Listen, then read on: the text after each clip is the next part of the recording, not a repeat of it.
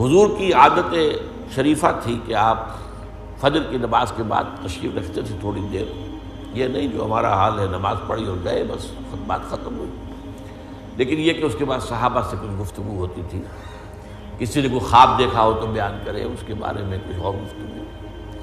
تو ایک صحابی سے آپ نے پوچھا کیف اصبحت، آج کیسی صبح ہوئی تمہیں، کیسی صبح نصیب ہوئی؟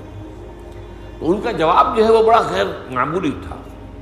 اصبحت مومنا حقا یا رسول اللہ صلی اللہ علیہ وسلم، اللہ کے رسول مجھے تو آج سچے مومن کی صبح نصیب ہوئی ہے.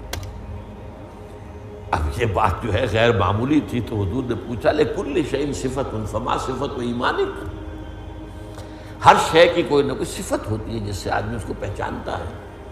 تو یہ جو تم کہہ رہے ہو کہ مجھے سچے مومن کی صبح نصیب ہوئی ہے، تو اس کی کیا کیفیت ہے وہ بیان کرو. سب نے عرض کیا کانی انظر الی الجنہ، میری کیفیت یہ کانی وہی لفظ ہے، کاننا کا طرح ہوں، کانی انظر الی الجنہ، مجھے تو محسوس ہوتا میں جنت کو دیکھ رہا ہوں. وکانی انظر الی النار، اور مجھے تو یقین ہے کہ ایسے جیسے کہ میں دیکھ رہا ہوں جہنم. تو یہ کیفیت جو ہے ایمان کی شدت، ایمان کا اس درجے میں ہو جانا جو ہے در حقیقت یہ احسان اسلام ہے.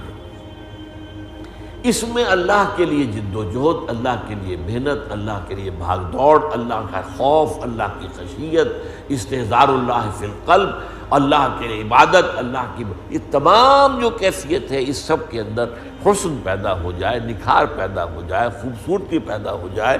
اور یہ کیفیت اگر پیدا ہوگی تو کس سے ہوگی؟ وہ یقین کی گہرائی سے.